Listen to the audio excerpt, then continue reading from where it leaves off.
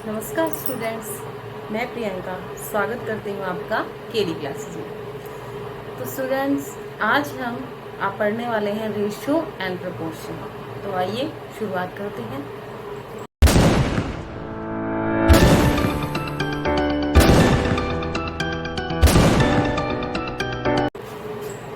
Students, ratio और proportion it's a very easy chapter. बस हमें इसे थोड़ा सा माइंड लगा के थोड़ा सा इंटरेस्ट के साथ पढ़ना है। देखिए, रेशियो होती क्या है। रेशियो मीन्स, हम आम भाषा में बोलें तो रेशियो मीन्स होता है टू कंपेयर करना। अब कंपेयर करना मीन्स तुलना करना। और तुलना कैसे करते हैं? जैसे कि मान लीजिए, अब हमारी क्लास में बहुत सारे स्टूडेंट्स होते हैं, हमारे बहुत सारे कलीग्स होते हैं, हम उनकी आपस में तुलना करते हैं। जैसे कि कोई हाइट में लंबा है, कोई हाइट में छोटा है, उसी तरह कोई बहुत ज़्यादा पतला है और कोई थोड़ा सा मोटा है, तो उनकी आपस में हम कंपैरिजन करते हैं। अब जैसे देखिए कि अगर हम किसी चीज़ की दूसरी चीज़ से कंपैरिजन करें तो उसके लिए दो चीज़ों का, कम से कम दो चीज़ों का तुलना करने के लिए होना ज़रूरी है, क्योंकि हम अकेले किसी चीज़ का कंपैरिजन तो कर नहीं सकते। ठीक है, तो कम से कम दो चीज़ों का होना ज़रूरी है। तो देखिए, आपस में अगर तुलना करें, कंपैरिजन करें, तो हमें नज़र आता है कि ये बहुत पतला है और ये थोड़ा सा मोटा है। ठीक है, ये पेन थोड़ा पतला है और ये मोटा है। और क्या नज़र आता है कि ये पेन हाइट में थोड़ा सा लंबा है और ये पेन हाइट में थोड़ा सा छोटा है। इसी तरह हम किन्हीं भी दो चीज़ों की तुलना करते हैं तो उसे बोलते हैं रेशो निकालना। अब रेशो निकालने के लिए एक और चीज़ जरूरी जो आपको पता होनी चाहिए, वो ये है कि रेशो हम निकालते हैं तो वो सेम यूनिट में निकालते हैं। कि अगर हम किसी की हाइट के बारे में बात कर रहे हैं और दूसरे बंदे की, अगर हम इसकी हाइट के बारे में बात कर रहे हैं तो इसकी भी हाइट के बारे में ही बात करेंगे कि इसकी हाइट इससे ज़्यादा है। हम ऐसा तो नहीं बोल सकते कि इसकी हाइट ज़्यादा है और इसकी मोटाई ज़्यादा है, तो वो तो कोई बात ही नहीं हुई। इसी तरह हमें दो चीज़ों की तुलना करने के लिए सेम चीज़ के बारे में बात करनी होती है। हाइट का वेट से कोई कंपैरिजन नहीं हो सकता। ठीक है, इसीलिए जब वेट की बात कर रहे होते हैं तो दूसरे के वेट से ही उसकी कंपैरिजन करते हैं। हाइट की बात कर रहे हो तो दूसरे की हाइट से ही उसका कंपैरिजन करते हैं। ठीक है, तो कंपैरिजन करने के लिए सेम चीज़ का होना जरूरी है। उसी तरह रेशो निकालने के लिए सेम यूनिट का होना जरूरी है। ठीक है, तो आइए अब शुरुआत करते हैं हमारे, देखिए,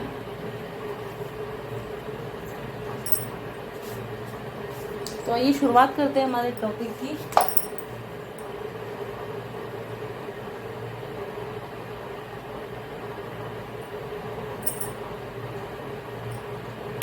रेशो। ठीक है, रेशो मीन्स मैंने आपको क्या बताया था, टू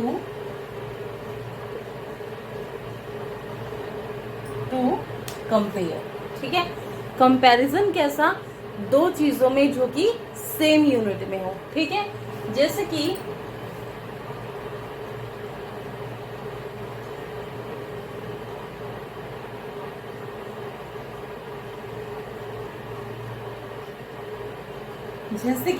दो फ्रेंड्स हैं, रमेश और नीलेश।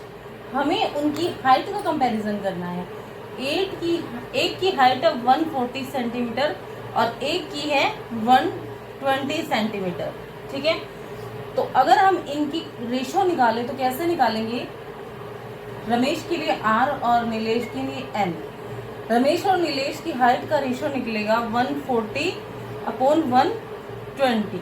ठीक है, 0 से 0, 2 7 जा 14, 2 6 जा 12, तो 7/6। इसको हमें सिंप्लीफाई करना होता है, जितना हम कर सकते हैं उतना सिंप्लीफाई, कि उससे आगे और ना सोल्व हो, तो उस सिंप्लीफिकेशन को हम रेशो बोल देते हैं।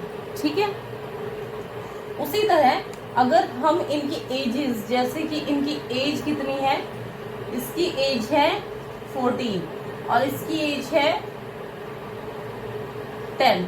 एज का निकालें तो जिसका नाम पहले लिखा जाएगा उसकी रेशो ऊपर लिखी जाएगी। अगर हमें बोला है नीलेश टू रमेश निकालने की, यानी अगर हमें बोला है कि नीलेश टू रमेश की निकालनी है, तो हमें पहले यहाँ नीलेश की एज लिखनी पड़ेगी। ठीक है, 2 5 जा 10, 2 7 जा 14, तो 5:7 जो है इनकी एज की रेशो आ गई। ठीक है, तो रेशो निकालना ज्यादा टफ नहीं है, इस तरह हमारी रेशो निकलती है। तो देखिए रेशो का मीनिंग तो हमने जान लिया कि जब हम किन्हीं दो चीजों को कंपेयर करते हैं आपस में, तो उनका कंपैरिजन वो कहलाता है रेशो। अब प्रोपोर्शन क्या होता है? देखिए दो चीजों को कंपेयर करना कहलाता है रेशो, और दो रेशो को कंपेयर करना वो कहलाता है प्रोपोर्शन। ठीक है, दो रेशो जो कि आपस में इक्विवेलेंट हो, सेम प्रोपोर्शन सेम रेशो में हो, उन्हें हम क्या कहते हैं? प्रोपोर्शन। ठीक है, देखिए जैसे 1/3 है। ठीक है, इसे हम क्या बोल सकते हैं? इससे हम बोलेंगे कि 1/3 ये फ्रैक्शन है। कई में से हम बोल सकते हैं कि ये फ्रैक्शन है। फ्रैक्शन का मीन्स क्या होता है कि जैसे हमारे पास ये कंप्लीट कोई चीज है, तो 1/3 हो गया उसका थर्ड पार्ट। ठीक है, 1/3 उसका थर्ड पार्ट। ठीक है, तो ये है फ्रैक्शन का मीनिंग।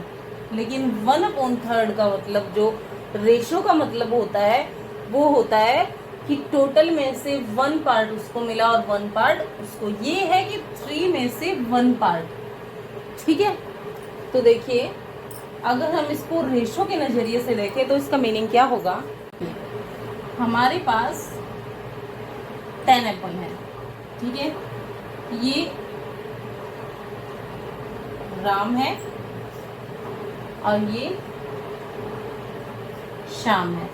हमारे पास 10 एप्पल्स हैं। ठीक है, हम उन्हें इस तरह इन दोनों में डिस्ट्रीब्यूट करेंगे कि उन एप्पल का जो सेकंड पार्ट है वो मिले राम को, और जो थर्ड है वो मिले श्याम को। 2:3 में जो है डिवाइड होना चाहिए इनका पोर्शन। ठीक है, तो राम को 2 पोर्शन मिलना चाहिए, तो इसमें से मिलेंगे को और इसमें से मिलेंगे 6 एप्पल श्याम को। ठीक है, देखिए हमारे पास 10 एप्पल्स हैं और हमें राम और श्याम को डिस्ट्रीब्यूट करने हैं, तो उनकी रेशो जो है एप्पल्स की 2:3 में डिस्ट्रीब्यूट करने हैं। मीन्स 2 जो है वो राम को देनी है और 3 जो है वो श्याम को देनी है। रेशो का टोटल है 5 और हमारे पास टोटल है 10। मीन्स जो है वो 2, 5 2 जा 10, तो 2 2 जा 4 जो है वो राम को मिलेंगे और 3 2 जा 6 जो है वो श्याम को मिलेंगे। ठीक है, देखिए हमारे पास टोटल एप्पल्स जो टोटल है वो है 10 और रेशियो का टोटल है 5। 5 को 10 से कंपेयर करिए, 5 2 जा 10 मीन्स 2 मल्टीप्लाई हो रहा है। ठीक है, 2 मल्टीप्लाई हो रहा है, तो यहाँ पे हम 2 रेशियो के साथ मल्टीप्लाई कर देंगे तो 4 एप्पल जो है वो मिलेंगे राम को, और इसी तरह 3 2 जा 6 एप्पल्स जो मिलेंगे वो मिलेंगे श्याम को। ठीक है, 2:3। तो क्या ये 2:3 जो है, क्या हम इसे फ्रैक्शन बोल सकते हैं? Can we call it fraction? No. Fraction क्या होगा? फ्रैक्शन होगा 2/5 फॉर राम और 3/5 फॉर श्याम। ठीक है, फ्रैक्शन क्या है? वो किसी एक का पार्ट होता है कंप्लीट में से, जैसे श्याम का थर्ड पार्ट है कंप्लीट 5 में से। ठीक है, उसी तरह राम का सेकंड पार्ट है कंप्लीट 5 में से। बट हम जो है रेशो की बात करेंगे तो वो 2 क्वांटिटी का कंपैरिजन होता है, 2:3, जबकि फ्रैक्शन में कोई एक क्वांटिटी दी गई होती है। ठीक है, तो इसे हम फ्रैक्शन नहीं बोल सकते। तो फ्रैक्शन और रेशो में जो अंतर है वो हमें पता लग गया है कि फ्रैक्शन जो है उसमें हमें क्वांटिटी, एक क्वांटिटी की बात होती है होल पार्ट में से, ठीक है। और रेशो जो है उसमें दो क्वांटिटीज की बात होती है, उनके कंपैरिजन की बात होती है, ठीक है। तो ये है फ्रैक्शन और रेशो में डिफरेंस।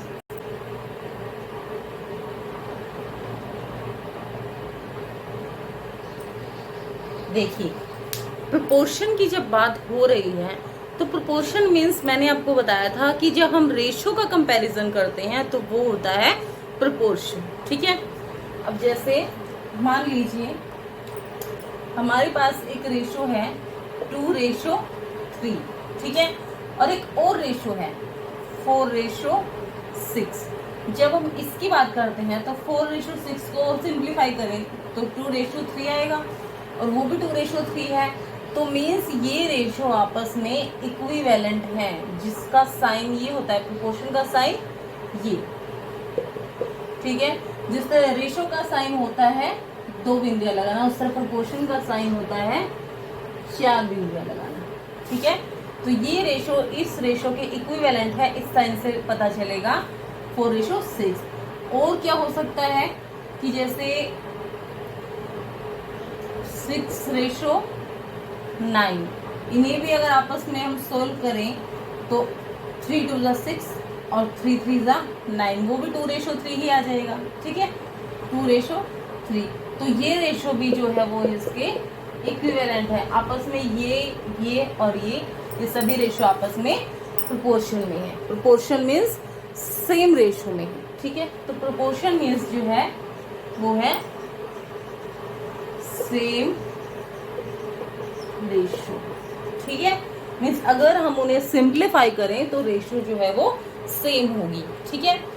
तो आई थिंक आपको प्रोपोर्शन और रेशो का मीनिंग अच्छी तरह से पता लग गया है, और रेशो, प्रोपोर्शन और फ्रैक्शन में क्या क्या डिफरेंसेस है वो पता लग चुके हैं, ठीक है। कि स्टूडेंट्स आज के लिए इतना ही। नेक्स्ट वीडियो में हम इसके न्यूमेरिकल्स करेंगे, जिससे हम 2 ट्रिक्स के साथ करेंगे, शॉर्ट ट्रिक के साथ और लॉन्ग मेथड के साथ। तब तक के लिए नमस्कार।